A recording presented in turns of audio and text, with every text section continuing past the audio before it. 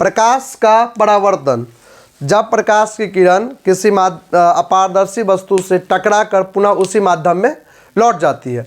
यानी कि अगर दर्पण रहेगा, मेरे पास मोबाइल है, अगर इससे टकरा करके अगर कोई प्रकाश की किरण यहाँ पे आती है और इससे टकरा करके पुनः उसी माध्यम में लौट जाती है, इस घटना को हम क्या कहते हैं? प्रकाश का परावर्तन। ठीक, प्रकाश का परावर्तन को हम लोग किरण आरेख के द्वारा स्पष्ट करते हैं। जैसे ये परावर्तक सतह है, दर्पण कोई सा, ठीक, जिससे आप परावर्तक सतह कहिएगा।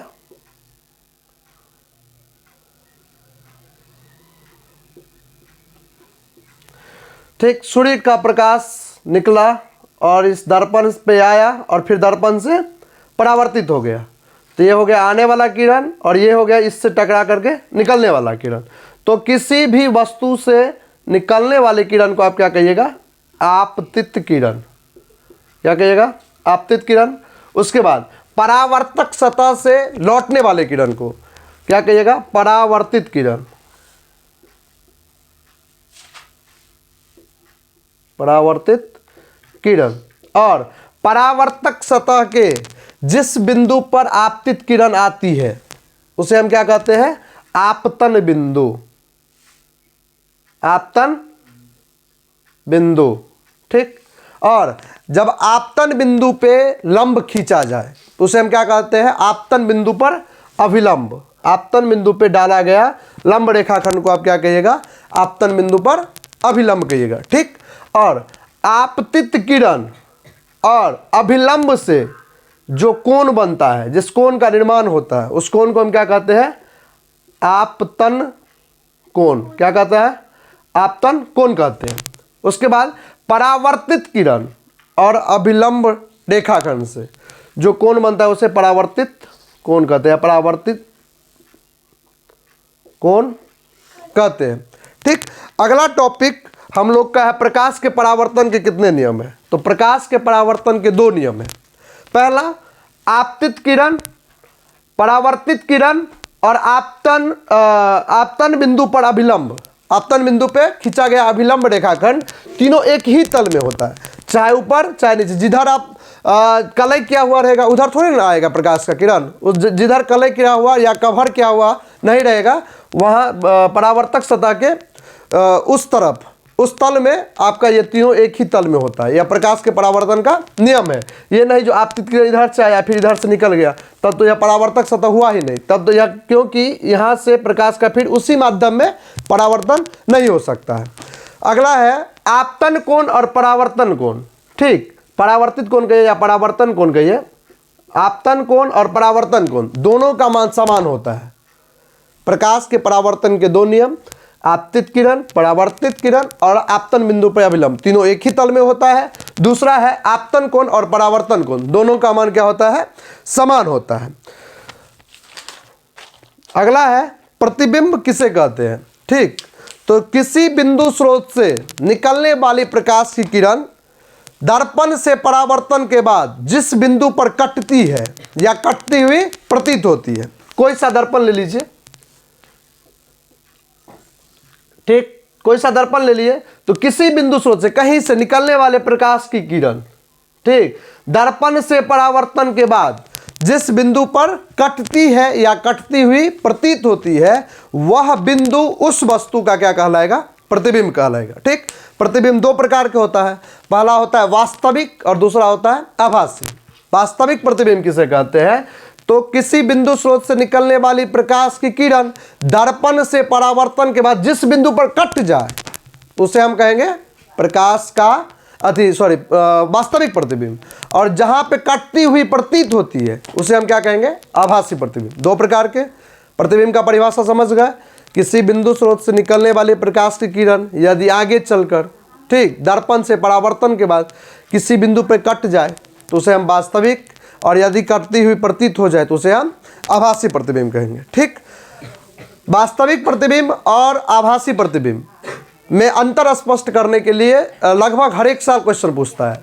ध्यान दीजिएगा, अंतर जितना भी है, फिजिक्स का हो, केमिस्ट्री का हो, बायो का हो या एसएसटी का कोई सब्जेक्ट, जितना भी अंतर है सभी अंतर को याद कर लीजिए। अंतर पूछता ही है, एग्जाम में, ठीक। और अंतर में कम से कम किसी का भी अंतर पूछे, 3 गो अंतर आपको लिखना है, 3 से ज़्यादा हो जाए कम नहीं हो। और अंतर लिखते टाइम ध्यान दीजिएगा, जो क्वेश्चन हो, जैसे यहाँ पे देगा वास्तविक प्रतिबिंब और आभासी प्रतिबिंब में अंतर स्पष्ट करें, तो लिखिएगा वास्तविक प्रतिबिंब और आभासी प्रतिबिंब में निम्नलिखित अंतर है, ठीक।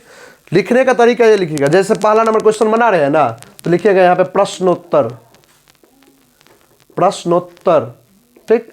बोर्ड कॉपी ऐसे लिखिएगा, प्रश्नोत्तर 1 का लिख रहे हैं तो 1। अब जैसे आपको कहा दिया वास्तविक प्रतिबिंब और आभासी प्रतिबिंब में अंतर स्पष्ट करें, तो आराम से लिखिएगा यहाँ पे वास्तविक प्रतिबिंब और आभासी प्रतिबिंब में निम्नलिखित अंतर है। 2 पेन का यूज करिएगा, एगो ब्लू और एगो ब्लैक। ब्लू से या ब्लैक से हेडिंग दे दीजिएगा जो आप निम्नलिखित अंतर लिख रहे हैं, उसके बाद सभी ब्लू से लिखिएगा। तो इससे क्या होता है, आपका कॉपी देखने में थोड़ा स्टैंडर्ड लगेगा, ठीक। आप लिख के आइएगा अच्छा से। अगर कोई बच्चा जैसे जो नहीं पढ़ा है, 2 महीना में कैसे एग्जाम का तैयारी करेगा, तो आप प्रॉपर सभी सब्जेक्ट का नोट्स उठाइए और उसको पढ़िए। या प्रीवियस ईयर क्वेश्चन जो है, पिछले साल जो पूछा हुआ है 10-15 साल का क्वेश्चन, उठा के आप एक बार उसको याद कर लीजिए। 2 महीना है, 2 महीना रगड़ के पढ़िए, तभी फर्स्ट डिवीजन से पास कर जाओ। लेकिन एक उसमें नियम है, आपको राइटिंग बहुत अच्छा होना चाहिए, ये नहीं कुछ लिख के आगे पास हो ना। दूसरा बात, कॉपी भरा हुआ होना चाहिए, कम से कम 22 पेज का शायद रहता है कॉपी, उसमें से आप प्रयास रखिए जो 15-18 सब भर के है, और जिसको 400 प्लस लाना है 22 में 22 भर के आओ। लेकिन ये नहीं जो कुछ लिख के आ गए, टॉपिक से संबंधित जितना चीज़ है वो लिखो। अब मान लो जो 10 को क्वेश्चन पूछा, 10 को क्वेश्चन में से 8 का आंसर आपको आता है, 2 का आंसर नहीं आता है, तो 2 को छोड़ना नहीं है। 8 को बना लिए ना, 2 को उस क्वेश्चन को पढ़ो, कुछ तो आता होगा उस क्वेश्चन से रिलेटेड, नहीं आता है दूसरा क्वेश्चन का आंसर उसमें लिख के आ जाओ, ठीक। या उस क्वेश्चन से संबंधित कुछ चीज लिख के आओ, ब्लैंक नहीं छोड़ना, वैसे नहीं छोड़ के आना है, वैसे छोड़ के आइएगा तो नंबर कटेगा, तब बोर्ड वाला चेक करेगा टीचर, तो कुछ लिखिएगा तब ना आप एग्जाम दीजिएगा। अगला है, चलिए हम लोग फिर से आते हैं विषय वस्तु पे। वास्तविक प्रतिबिंब और आभासी प्रतिबिंब में अंतर स्पष्ट करने के लिए कह रहा है, तो वास्तविक प्रतिबिंब और आभासी प्रतिबिंब में निम्नलिखित अंतर है। वास्तविक प्रतिबिंब उल्टा होता है, जबकि आभासी प्रतिबिंब सीधा होता है हमेशा। अगला है, वास्तविक प्रतिबिंब दर्पण के सामने बनता है। वास्तविक प्रतिबिंब जब भी बनेगा दर्पण के सामने बनेगा, ठीक, इधर। और आभासी प्रतिबिंब जब भी बनेगा तो दर्पण के पीछे बनेगा। अगला, वास्तविक प्रतिबिंब मुख्य अक्ष के नीचे बनता है। कभी भी वास्तविक प्रतिबिंब मुख्य अक्ष, ये हो गया मुख्य अक्ष, ठीक। इसके बारे में हम आगे समझाएंगे, फिर प्रतिबिंब किसे कहते हैं, दर्पण किसे, प्रतिबिंब समझा दिए, दर्पण किसे कहते हैं, दर्पण कितने प्रकार के होते हैं, कौन से दर्पण में कौन सा प्रतिबिंब बनता है, ये सब आगे के वीडियो में हम लोग कंटिन्यू करेंगे। अभी आइए हम क्या कह रहे थे, वास्तविक प्रतिबिंब हमेशा मुख्य अक्ष के नीचे बनता है, जबकि आभासी प्रतिबिंब हमेशा मुख्य अक्ष के ऊपर बनता है। वास्तविक प्रतिबिंब वस्तु के ही ओर बनता है। वास्तविक जिधर आप वस्तु रखिएगा वास्तविक प्रतिबिंब उसी साइड बनेगा, ठीक। जिधर आप वस्तु रखिएगा उधर ही वास्तविक प्रतिबिंब बनेगा, और जिधर आप वास्तविक वस्तु रखिएगा उसके ठीक विपरीत में आभासी प्रतिबिंब का निर्माण होता है। अगला, वास्तविक प्रतिबिंब को पर्दे पर उतारा जा सकता है। वास्तविक प्रतिबिंब जो भी है उससे आप फोटो जैसे आप निकालते हैं, उससे हो गया वास्तविक प्रतिबिंब, वह उसको आप पर्दे पे उतार सकते हैं, जबकि आभासी प्रतिबिंब को आप पर्दे पर नहीं उतार सकते हैं, ठीक। 5 को हम समझाए अंतर। पहला समझाया, वास्तविक प्रतिबिंब उल्टा होता है, जबकि आभासी प्रतिबिंब सीधा। वास्तविक प्रतिबिंब दर्पण के सामने बनता है, आभासी प्रतिबिंब दर्पण के पीछे। वास्तविक प्रतिबिंब मुख्य अक्ष के नीचे बनता है, जबकि आभासी प्रतिबिंब मुख्य अक्ष के ऊपर बनता है। वास्तविक प्रतिबिंब को आप पर्दे पर उतार सकते हैं, जबकि आभासी प्रतिबिंब को आप पर्दे पर नहीं उतार सकते, ठीक।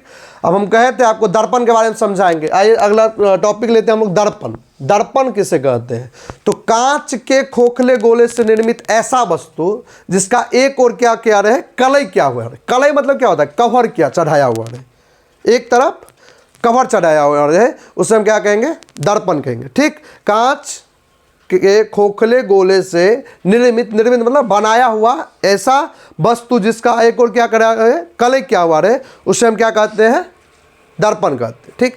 दर्पण 2 प्रकार का होता है, ठीक। पहला होता है समतल और दूसरा होता है गोलीय दर्पण। दर्पण दो प्रकार के, समतल दर्पण, गोलीय दर्पण। समतल दर्पण किसे कहते हैं?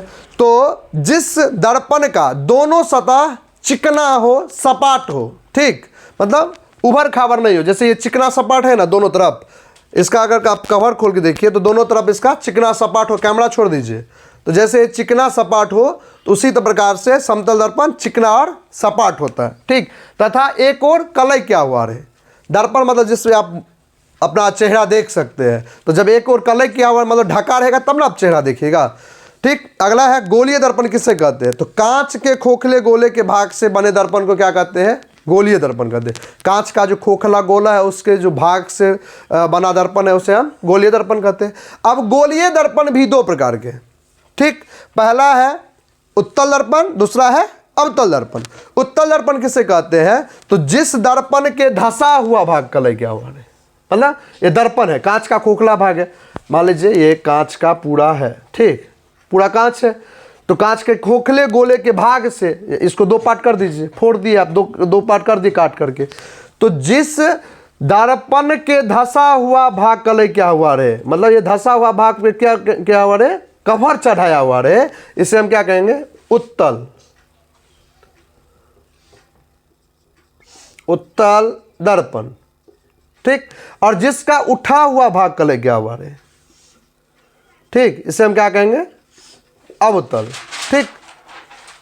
जिसका धंसा हुआ भाग कलई क्या हुआ रे उसे उत्तल दर्पण, और जिसका उठा हुआ भाग कलई क्या हुआ रे उसे अवतल दर्पण कहते हैं, ठीक। अगला है समतल दर्पण द्वारा कैसा प्रतिबिंब बनता है? तो समतल दर्पण में वस्तु का प्रतिबिंब हमेशा सीधा बनता है। समतल दर्पण में वस्तु का प्रतिबिंब हमेशा सीधा बनेगा। समतल दर्पण में प्रतिबिंब हमेशा वस्तु के समान साइज का बनता है। आप अपने घर में चेहरा देखने के लिए जिस दर्पण का उपयोग करते हैं, तो आप जब शीशा के सामने या दर्पण के सामने जाते हैं तो आप अगर इतना बड़ा है तो आपका थोड़े ना प्रतिबिंब इतना छोटा बन जाता है, समान साइज का बनता है। तो आप घर में चेहरा देखने के लिए जिस दर्पण का उपयोग करते हैं वो दर्पण समतल दर्पण है, ठीक। और समतल दर्पण में हमेशा पारस्विक परावर्तन होता है, ठीक, मतलब क्या, दायां बायां होगा, दायां बायां उल्टा दिखेगा। अब जब समतल दर्पण में देखिएगा तो आप सीधे खड़ा रहिए तो आपको बायां हाथ दायां हाथ के जैसे दिखाएगा और दायां हाथ बायां हाथ के जैसे दिखाएगा। ये समतल दर्पण का गुण है। अगला है प्रतिबिंब की दूरी और वस्तु की दूरी हमेशा समान रहेगा। जितने दूरी पे प्रतिबिंब आप खड़े रहिएगा, आप देखिएगा दर्पण में भी उतने ही दूरी पर प्रतिबिंब बन रहा है, ठीक। अगला है प्रतिबिंब हमेशा दर्पण के सामने बनता है। प्रतिबिंब हमेशा दर्पण के सामने बनता है, हम आप अपना चेहरा देख पाते हैं। अगला उत्तल दर्पण में कैसे प्रतिबिंब बनता है, ठीक। तो प्रतिबिंब हमेशा दर्पण के पीछे सीधा, आभासी और काल्पनिक बनता है। उत्तल दर्पण में प्रतिबिंब हमेशा दर्पण के पीछे, ये उत्तल दर्पण है ना, इसमें प्रतिबिंब हमेशा दर्पण के पीछे बनेगा, इधर बनेगा, इधर आप मुंह देखिएगा, इधर बनेगा, पीछे बनेगा, और हमेशा सीधा बनेगा, आभासी बनेगा, ठीक। और अगला है वस्तु से प्रतिबिंब हमेशा छोटा बनता है। वस्तु से उत्तल दर्पण में हमेशा वस्तु से क्या होता है, छोटा बनता है प्रतिबिंब। और वस्तु की दूरी और प्रतिबिंब की दूरी समान या असमान हो सकता है। अब उत्तल दर्पण में वस्तु की दूरी और प्रतिबिंब की दूरी समान भी होगा और असमान भी हो सकता है। अगला है अवतल दर्पण में प्रतिबिंब कैसे बनता है, अवतल दर्पण में प्रतिबिंब का निर्माण कैसे होता है, ठीक। मुख्य रूप से हम लोग अवतल दर्पण के सभी पहलू को हम लोग यहाँ पे फॉलो करने वाले हैं। अवतल दर्पण के बारे में पूरा चीज़ पढ़ने वाले हैं आगे। तो अवतल दर्पण में प्रतिबिंब कैसे बनेगा? प्रतिबिंब सीधा या उल्टा दोनों बनता है। अवतल दर्पण एक ऐसा दर्पण है जिसमें सीधा और उल्टा दोनों बनता है प्रतिबिंब, आभासी भी बनता है और वास्तविक भी बनता है। प्रतिबिंब और वस्तु का साइज समान या असमान हो सकता है। कभी कभी प्रतिबिंब छोटा होगा वस्तु से, कभी कभी प्रतिबिंब बड़ा होगा वस्तु से, मतलब वस्तु से छोटा भी होगा, वस्तु से बड़ा भी होगा। अगला है प्रतिबिंब मुख्य अक्ष के ऊपर या नीचे बनता है। हम पहले आपको बताया जो वास्तविक और आभासी दोनों बनता है। तो जब वास्तविक बनेगा तो मुख्य अक्ष के ऊपर, और जब आभासी बनेगा जब वास्तविक बनेगा तब मुख्य अक्ष के नीचे, और जब आभासी बनेगा तब मुख्य अक्ष के ऊपर। आभासी का मतलब हो गया काल्पनिक, ठीक। आ गया ये प्रतिबिंब मुख्य अक्ष के ऊपर या नीचे बनता है। प्रतिबिंब दर्पण के सामने या पीछे बनता है। तो जब वास्तविक प्रतिबिंब का निर्माण होगा तब दर्पण के सामने, और जब आभासी प्रतिबिंब का निर्माण होगा तब दर्पण के पीछे बनेगा।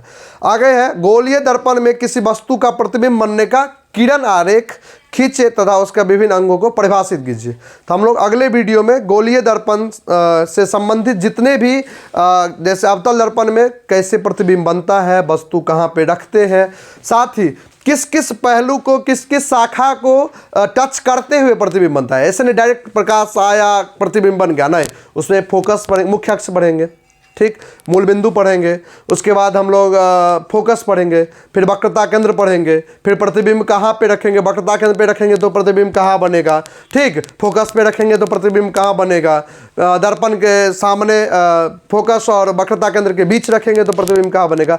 सभी स्थिति को, वस्तु को रखने की स्थिति और प्रतिबिंब बनने की स्थिति, दोनों स्थिति के बारे में हम लोग अगले वाले वीडियो में देखेंगे। बहुत बहुत धन्यवाद।